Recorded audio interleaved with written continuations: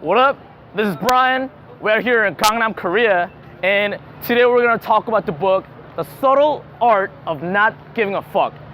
Today we live in a world where we give way too many fucks, way too much, there's way too much shit going on, but I'm here to tell you that that shit does not matter. That only confuses our head, we just get confused and live in a world of chaos, and this book is gonna tell us how to give less fucks for a happier life. So, thank you Debbie from New York for providing me this book. This is for you. Here we go. The whole point of this book isn't to not give a fuck, but to give less fucks. And to give more fucks in things that do matter and give less fucks in things that matter less, right? So nowadays you may hear this where the motivational speakers or the self-help gurus tell you to give yourself a positive affirmation every day because that's what's going to make you happy. That means that you're actually happy if you do that. Well, not a legitimately, truly happy person would have to tell themselves in the mirror that they're happy every day. If you think about it, a truly rich person does not have to tell themselves they're rich. So all that positive affirmation is bullshit. Now I want to touch upon the positive, the negative feedback loop from hell. Basically what it is a cycle of these negative thought patterns that happen in our mind. So I'll give you an example. So usually what happens is you feel a certain emotion, then you feel bad about feeling that emotion, then you feel bad about feeling that emotion, and it's an endless cycle of negativity. So in psychology, we call this meta worry, where people with anxiety disorders experience this. They feel anxiety, and then they feel anxiety about feeling anxiety, and then they feel anxiety about feeling anxiety about feeling anxiety. This gets ridiculous. And in extreme cases, this may actually end up to anxiety attacks, panic attacks, so on and so forth. Now, I actually experienced this for a person who had social anxiety. I still have this, but in my initial phases where I would go out to a public environment where there's a lot of people, I feel like people are judging me, I feel like people are looking at me, people are thinking about me, people are talking about me, and I would feel anxious. And I feel anxious about feeling anxious, and it just never ends. Now, how we stop this and cut this pattern is to not give a fuck. As simple as that. Simply ask yourself a question. Okay, so I feel anxious. So fucking what? So fucking what? I feel anxious. The anxiety's here. Make friends with it. Just accept it and let it be. The more you fight it is actually when the pain happens more. The more you resist is when the pain gets greater. So rather than fighting it, you have to accept it. And suffering through anxiety and tears is what helps you build courage and perseverance, right? The moment you're able to not give a fuck about pain, you become unstoppable. Something what a lot of people don't realize is that happiness is actually a problem. Now, this may come up as a little surprising because we're always seeking pleasure, we're always seeking happiness, and now it doesn't make sense if I were to tell you that happiness is a problem.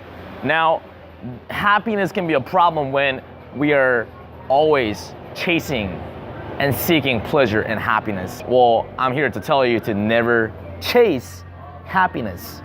Now, happiness becomes a problem because when we're always chasing it, then we're avoiding pain and we're always playing life safe. We're not taking big risks.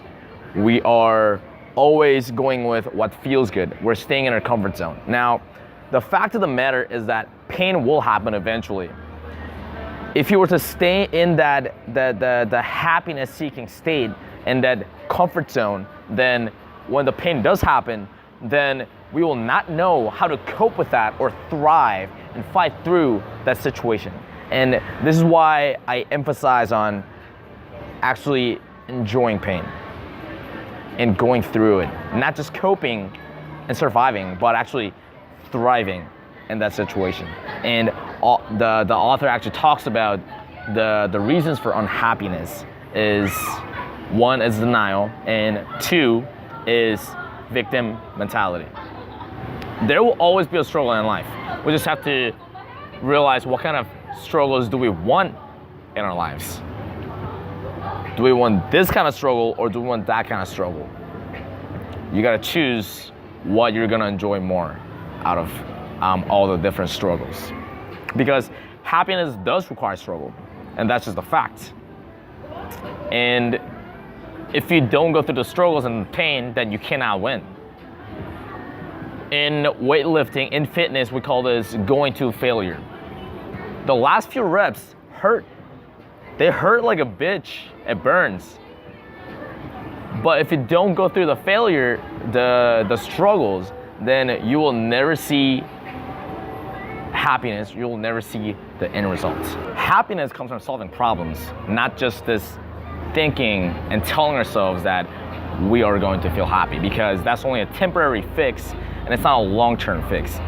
Where happiness comes from is action, as not just being passive about it. Now, to give an example, if I were to just think that I'm going to feel happy about myself, then that will only give a temporary fix on how I feel happy. But if I were to take action on things that will make me happy, such as going to the gym, reading books, meditating, following my passion and my dreams, is what's going to cause that real happiness. Here's some news. You are not special. You are not special. You're not exceptional. Realize that. Fuck your bullshit entitlement. If you don't have a reason to feel entitled, then it's actually worse than feeling not entitled. Now, you may realize that in self-gurus now, they say you have to feel entitled, you have to feel that you're happy, you have to feel that you're all this, cool guy, cool girl. Well, if you don't have anything tangible to back that up for, there's a reason. If there's not a reason to feel entitled, then that's actually worse than feeling not entitled at all. Okay, sure, if you do have these things to back it up, or if you do have these things for feeling confident or feeling entitled, then go ahead. However, if you don't have anything, that's actually worse than no entitlement, because deep inside you know that you're nothing. Deep inside you know you don't have these traits that you feel entitled for. And that's one of the biggest problems about entitlement, is that it forces us to feel happy all the time. It is impossible to feel happy all the time. That's just the fact. If you're happy all the time, then you're called being a sociopath. And I hope you're not a sociopath. I don't think I'm a sociopath yet. So I don't want to feel entitled all the time. And it's okay to not feel entitled. It is completely fine, because that's what actually drives me and pushes me to step up in all these aspects of life. Let's say I don't have all these knowledge, so I go out and read these books. Let's say I don't have all these social skills. I go out and build these social skills somehow, some way, because I'm not entitled. Never willingness to improve comes from anti-entitlement, thinking that you are not enough. It is crucial to know who you are, who I am. It's very important to be self-aware. And self-awareness is a lot like an onion. You peel the layers, and the more layers you peel, the more you want to cry. And here are the three main layers of self-awareness. The first layer is understanding one's emotions, understanding your emotions. How do I feel? Right now, I feel relaxed. I feel happy for doing what I love. Now, the second layer is understanding the reason for that emotion. So, why do I feel that emotion? Ask yourself that. Why do I feel happy right now? Because I love what I'm doing right now. Just me being in this amazing cafe, talking about the book I read. sharing my ideas. I just feel happy doing that, okay? And third layer is understanding your true values. We have to be able to define good and bad values. Good values are reality-based, socially constructive, and immediate and controllable. Whereas bad values include values that are superstitious, socially destructive, and not immediate or controllable. One of the things that helped me progress in life more than anything was realizing that I'm wrong. And so are you. We are wrong about everything. And once we realize that we're going to wrong all the time, then that actually liberates us, because that puts our ego to the side.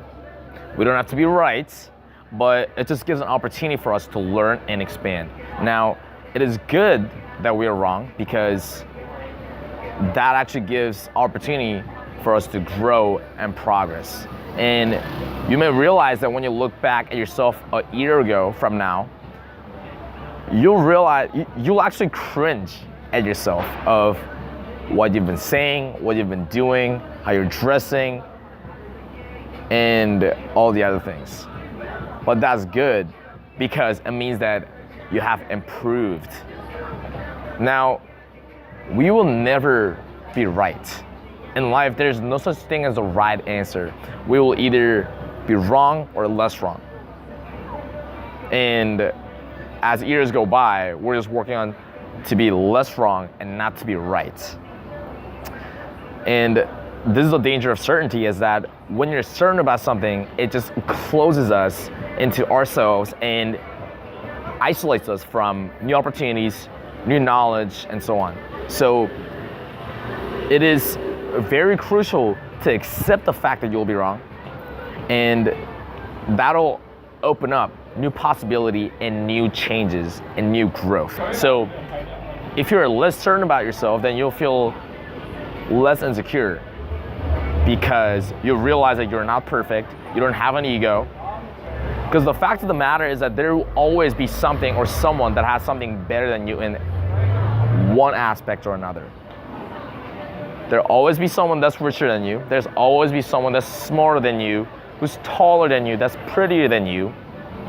And once you just accept the fact that you will never be perfect, you'll never be certain, is when you accept the fact that it is completely fine.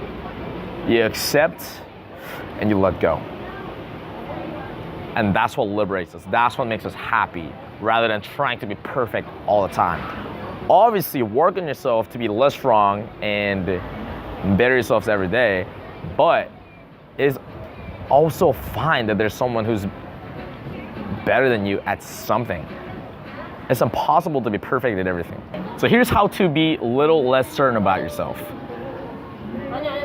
You ask yourself 3 questions. One is, what if I'm wrong?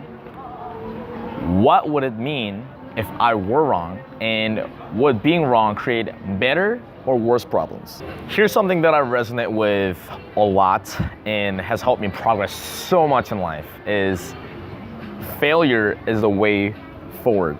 Now, we're so afraid to fail. It's just the truth. From an evolutionary standpoint, we don't want to fail, because if we fail in caveman times, just think about it. If we fail at hunting a lion, then we die. If we fail at fighting another tribe and you lose, then you die. So it's actually completely normal that we avoid failure, because it's genetically programmed. However, we can only truly be successful at something that we're willing to miserably fail at. Miserably. And I relate to this so much, because a lot of things I do in my daily lives is I fail every day. I fail every goddamn day. Anything I do.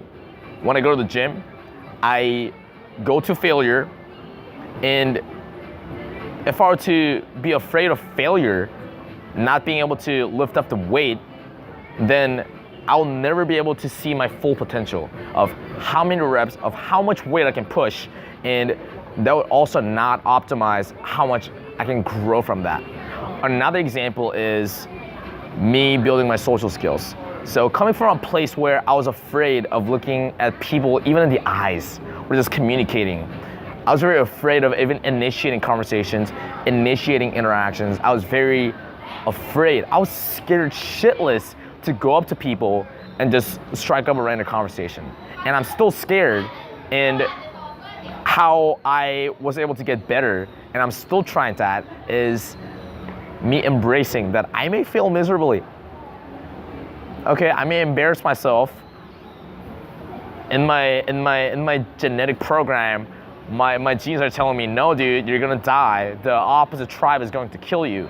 But I do it anyway because it's something I want to be very successful at.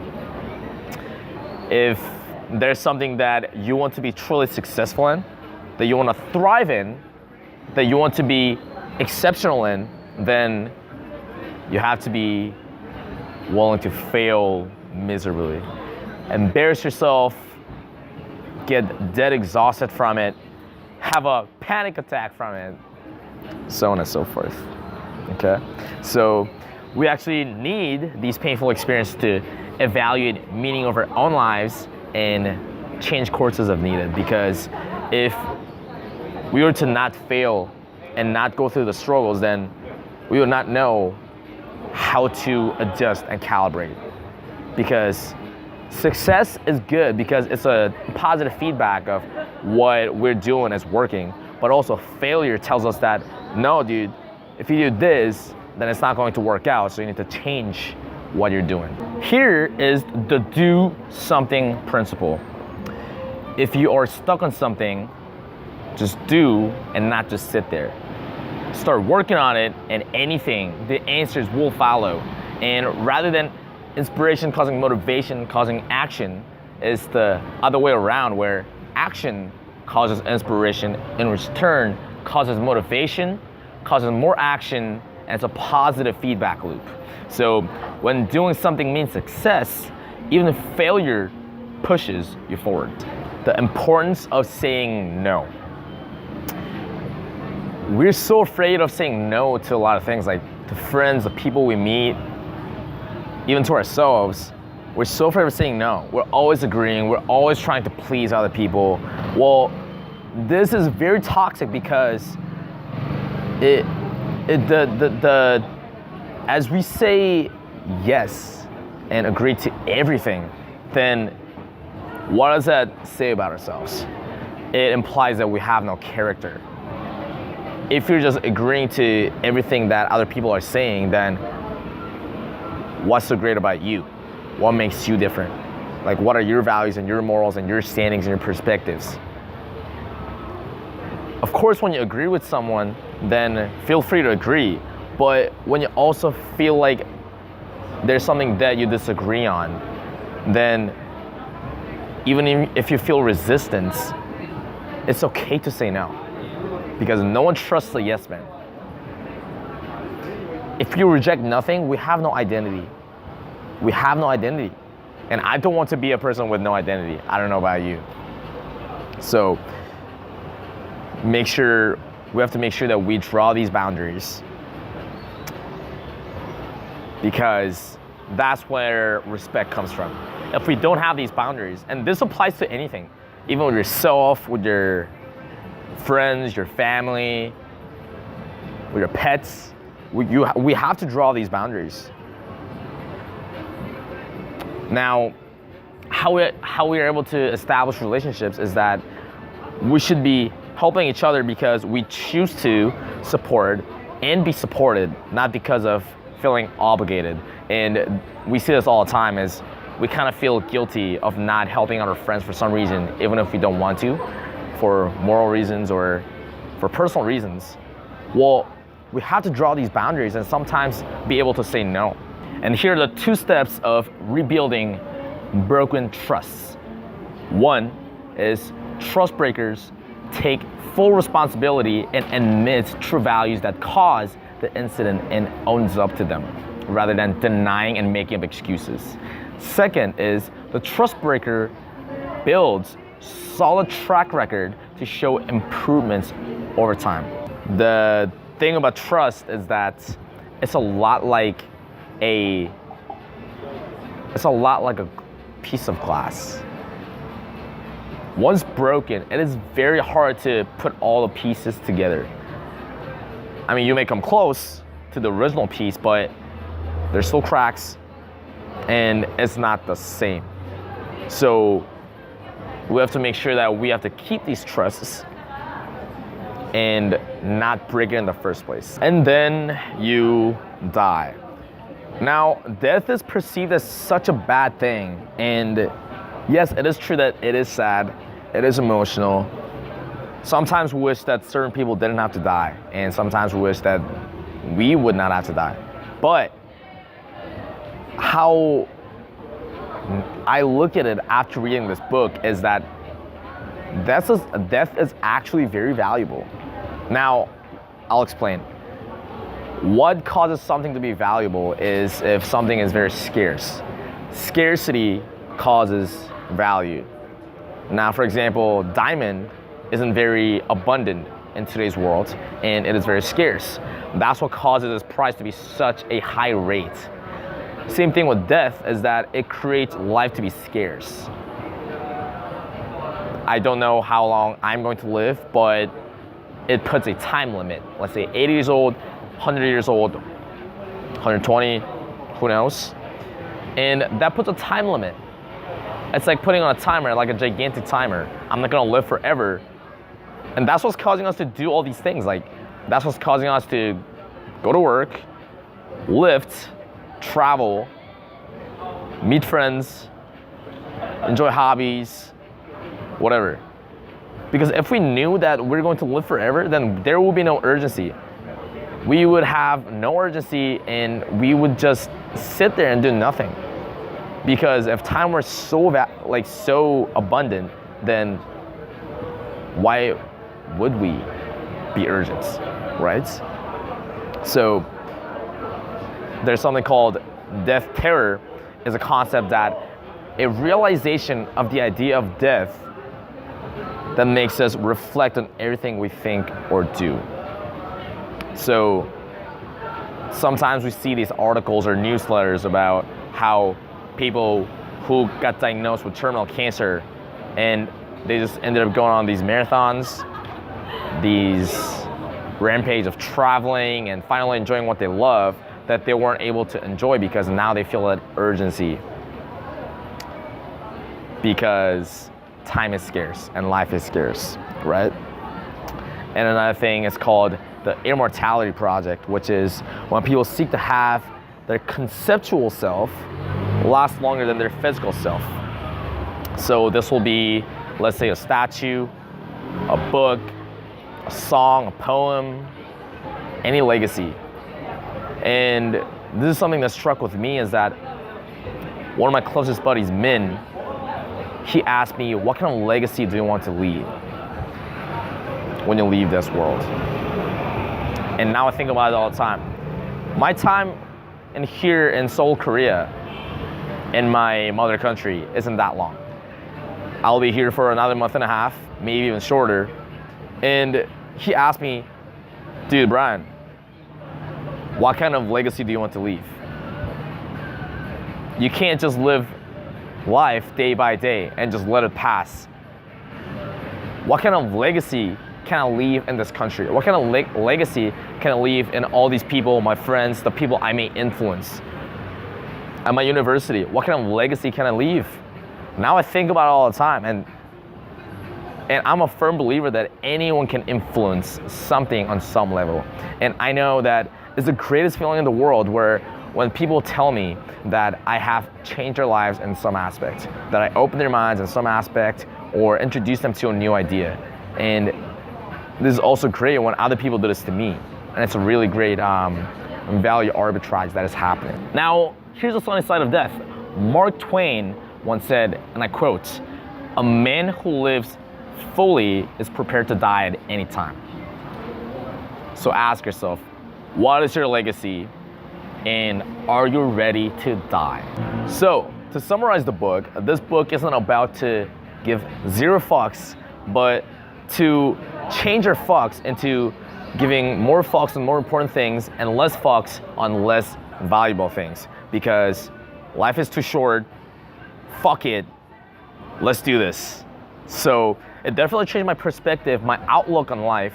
It's crazy how just by changing my mindset shift opened a whole nother world for me. So I highly urge you to read this book and give less fucks and thrive in today's world.